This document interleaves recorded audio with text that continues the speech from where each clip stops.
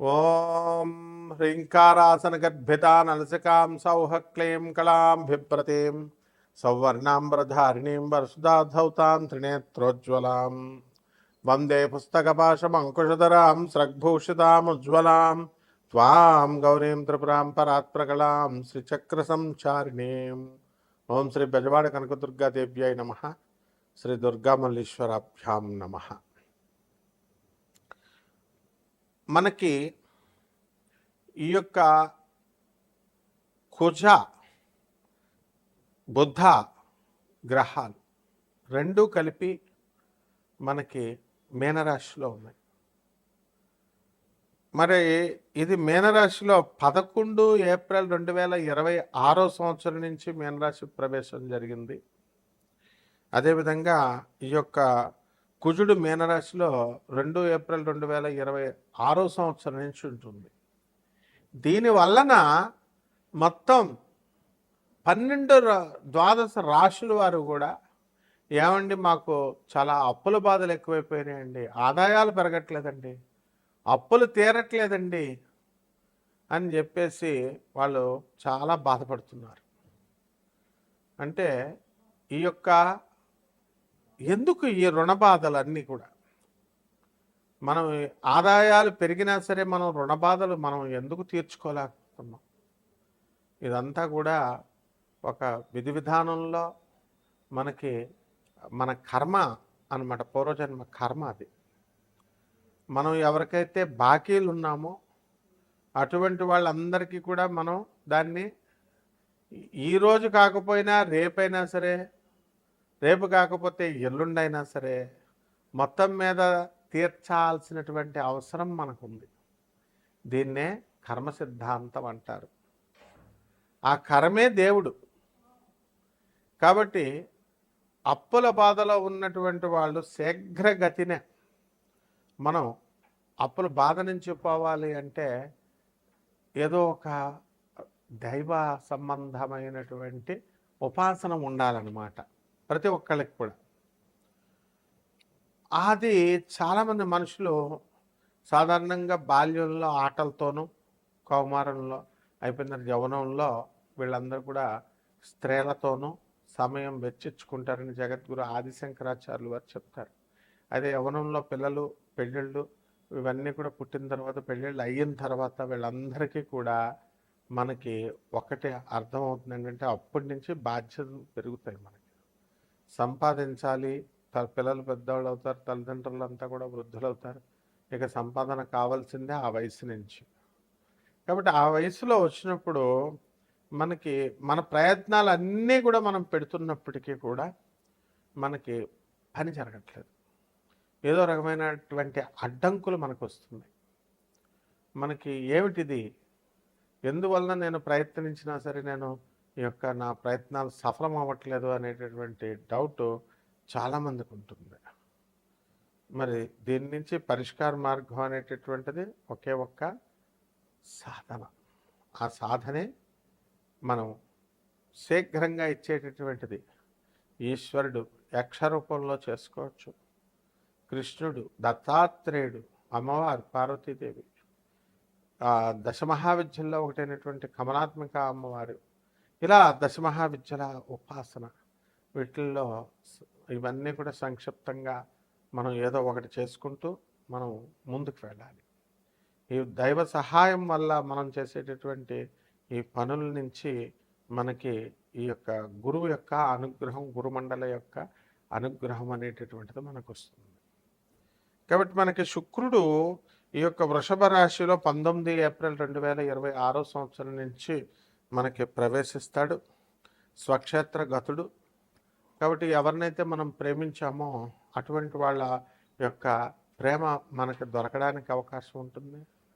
అలాగే ఎవరికైతే పెళ్ళిళ్ళు చేశామో అటువంటి వాళ్ళందరి కాపరాలు కూడా చక్కబడ్డానికి అవకాశాలు ఉంటాయి. అలాగే భార్యాభర్తలు పాపం కాపరాలు విడిపోయినటువంటి వాళ్ళు మళ్ళీ కలవాలని భార్యకైనా భర్తకైనా ఎవరికో ఒకళ్ళకు ఉంటుంది.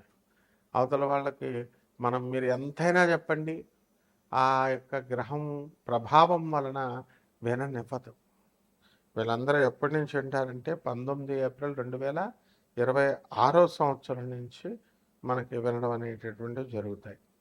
అదేవిధంగా ఈ యొక్క గురుడు మనకి 2/6/2026 సంవత్సరం నుంచి 31 అక్టోబర్ 2026 సంవత్సరం వరకు మనకి గురు మహాదశ ఈ యొక్క గురు సంచారం జరుగుతుంది.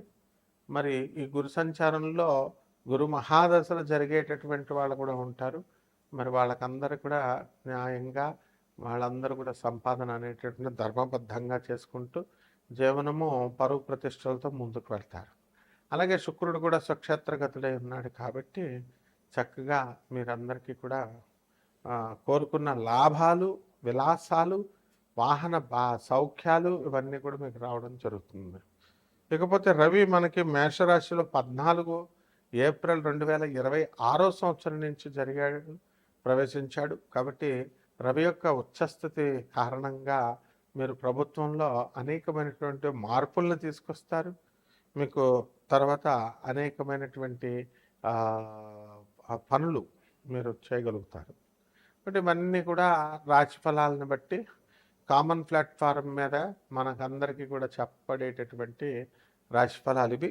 అలా కాకుండా చక్కగా మనము ఈ యొక్క గోచార రీత్యా కాకుండా వ్యక్తిగత జాతకాలు, మీరు ఎప్పుడు పుట్టారు, ఇవన్నీ కూడా మీకు ఎలా జరుగుతున్నాయి, ఇవన్నీ కూడా మనం చూసుకుంటాం. కాబట్టి అటువంటి వాళ్ళకందరికీ కూడా date of birth, time of birth, place of birth ఈ 3 కూడా చాలా అవసరం ఉంటుంది. వాటిని బట్టి మనం చక్రాన్ని వేసి నాసా లైవ్ రిపోర్ట్స్ అనేటటువంటివి రిలీజ్ చేస్తుంది నాసా. దాని నుంచి మనము వాటిని కొరిలేట్ చేస్తూ మనం చక్కగా వాటి యొక్క సహాయంతో మనము మీ జీవితంలో జరిగేటటువంటి ప్రతి సంఘటన ఈ 12 రాశుల మీద ఇప్పుడు ఈ మధ్యకాలంలో జరిగేటటువంటివన్నీ కూడా మనం చెప్పడానికి ప్రయత్నిస్తాం.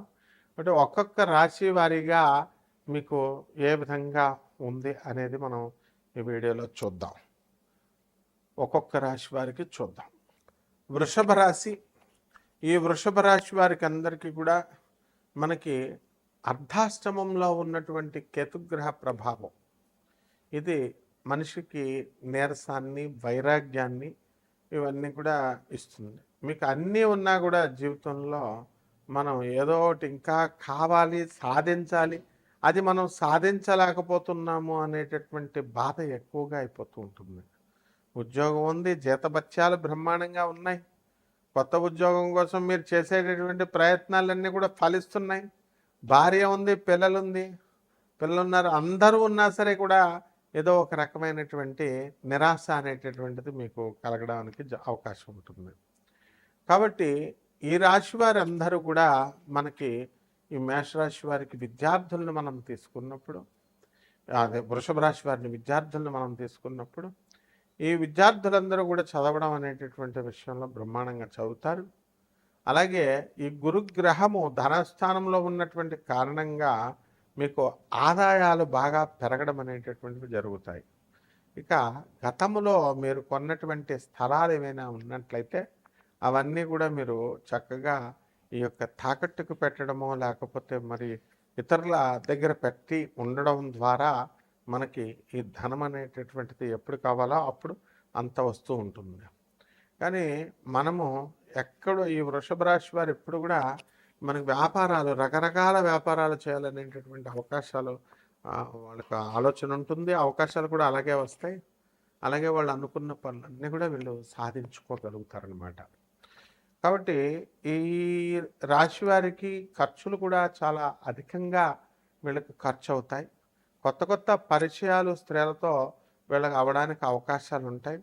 ఉపాసనలో గట్టిగా వీళ్ళు దూసుకొని వెళ్ళడం వల్ల మీకు ఆ యొక్క దేవత ఆ యొక్క మనుషు రూపంలోనూ మరి ఏదో ఒక రూపంలో మీకు కనబడటము లేకపోతే ప్రత్యక్షం అవడం ఇలాంటివన్నీ కూడా జరుగుతూ ఉంటాయి.